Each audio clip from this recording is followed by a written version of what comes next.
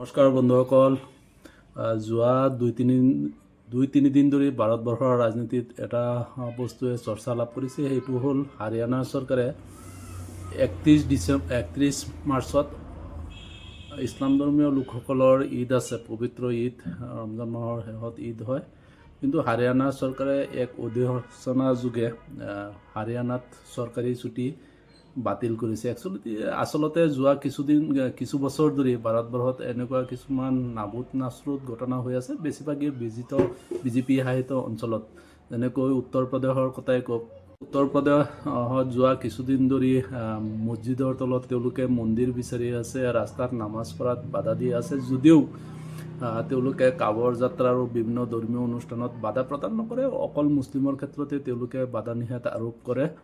ঠিক তেনেকৈ চম্বলৰ চিও কোনোবা এজন নামটো পাহৰিলোঁ, তেওঁ মুছলিমসকলক উদ্দেশ্যি ক'লে জুম্মাৰ নামাজ বন্ধ কৰিব লাগে। নামাজ বন্ধ কৰিলে, তাৰপিছত অসমত গৰু এইটো বন্ধ কৰিলে, মাদ্ৰাছা বন্ধ কৰিলে, হাৰিয়ানাত ঈদৰ বন্ধ ঘোষণা কৰিলে। যদিও ভাৰতীয় সংবিধানে ভাৰতীয় নাগৰিকসকলক ধৰ্মীয় স্বাধীনতা দিছে, কিন্তু কিছুমান ৰাজ্যত, বিশেষকৈ বিজেপি শাসিত ৰাজ্যত মুছলমানসকলৰ ধৰ্মীয় অধিকাৰ যোনটো সেইটো খৰ্ব হৈ আছে। তাৰে আৰু এটা ভিডিঅ' চাই আছিলোঁ, সেইটো হ'ল মহাৰাষ্ট্ৰৰ। যোৱা কিছুদিন ধৰি মহাৰাষ্ট্ৰত এটা ভিডিঅ' তোলপাৰ লগাই আছে যে ঔৰংজেবৰ কবৰ খান্দি তাৰ পৰা উঠাই নিব লাগে, লৈ যাওক, আমাৰ ক'বলগীয়া একো নাই। 300-400 বছৰ আগত মানুহ এজন ঢুকাইছে, তেওঁক ইয়াৰ পৰা উঠাই লৈ যাব লাগে, লৈ যাওক, ক'বলগীয়া একো নাই। আৰু এটা ভিডিঅ' যোৱা 2-3 দিন ধৰি আপোনাৰ পাৰ্লিয়ামেণ্টৰ ভিডিঅ' হয়, তাত বহুত চৰ্চিত। সমাজবাদী পাৰ্টিৰ এজন সাংসদে ক'লে, ৰাণা সাংগা, একচুৱেলি মহাৰাণা প্ৰতাপ সিং, তেওঁক ৰাণা সাংগা বুলি কয়, তেওঁ বোলে বাবৰক মাতি আনিছিলে ইণ্ডিয়াত, এইটো লৈ গদ্দাৰ চদ্দাৰ ক'লে, কিবা তাৰে লৈ বিহলৈ হাংগামা চলি আছে। অসম বিধানসভাত আকৌ ৰূপজ্যোতি কুৰ্মীৰ এইটো অসভ্য আচৰণ আপোনালোকে চবেই দেখা পাইছে। অৱশ্যে বিজেপিৰ সভাপতিয়ে লগে লগে তেওঁক ক্ষমা খুজিবলৈ দিলে, বা মুখ্যমন্ত্ৰীয়েও দিলে, ভাষণ এটা দিলে, তেওঁ বক্তব্য ৰাখিলে ৰূপজ্যোতি কুৰ্মীৰ কাণ্ডৰ ওপৰত। যি কি নহওক, ভাৰতৰ সংসদত উচ্চ সদনত ভাৰতীয় জনতা পাৰ্টীৰ সাংসদ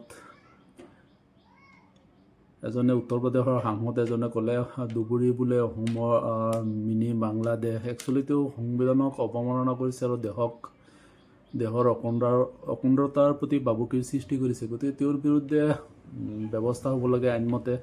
এই বিষয়লৈ অসমৰ বিধানসভাতো বিৰোধীয়ে প্ৰশ্ন উত্থাপন কৰিছে, মুখ্যমন্ত্ৰীৰ পৰা প্ৰতিক্ৰিয়া বিচাৰিছে, যদিও এতিয়ালৈকে মুখ্যমন্ত্ৰীগৰাকীয়ে কোনো প্ৰতিক্ৰিয়া প্ৰদান কৰা নাই।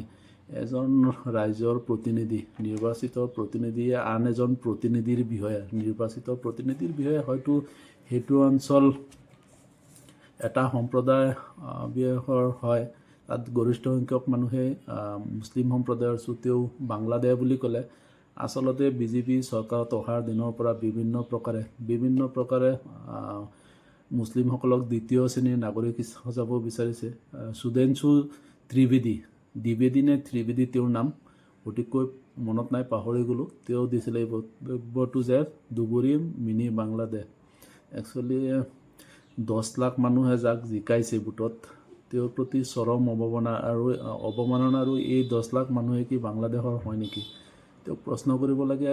অৱশ্যে তেওঁ বিজেপিৰ নহয়, বেলেগ পাৰ্টিৰ হ'লে ইমান সময় জেলত থাকিব লগা হ'লহেঁতেন। যি কি নহওক, চৰকাৰে ঈদৰ বন্ধ উঠাই দিয়াটো কিমান যুক্তিসংগত। তেওঁ যুক্তি দিছে যে 31 মাৰ্চত ইয়াৰ এণ্ডিং, তাকে হিচাপ নিকাচ কৰিব লাগে। গোটেই ভাৰতবৰ্ষৰ ক্ষেত্ৰতো প্ৰযোজ্য হয়, বেলেগ ৰাজ্যই কৰা নাই, কিন্তু হাৰিয়ানাই কৰিছে। আওপকাৰে তেওঁ মুছলিমৰ ওপৰত মানে চিকঞ্জা যোনটো কয়, মুছলিমক শিকুলিৰে বান্ধিব বিচাৰিছে। নিজৰ ৰজাৰ ৰাজত্ব সদায় নাথাকে, ৰজা চেঞ্জ হৈ থাকে। গতিকে এওঁলোক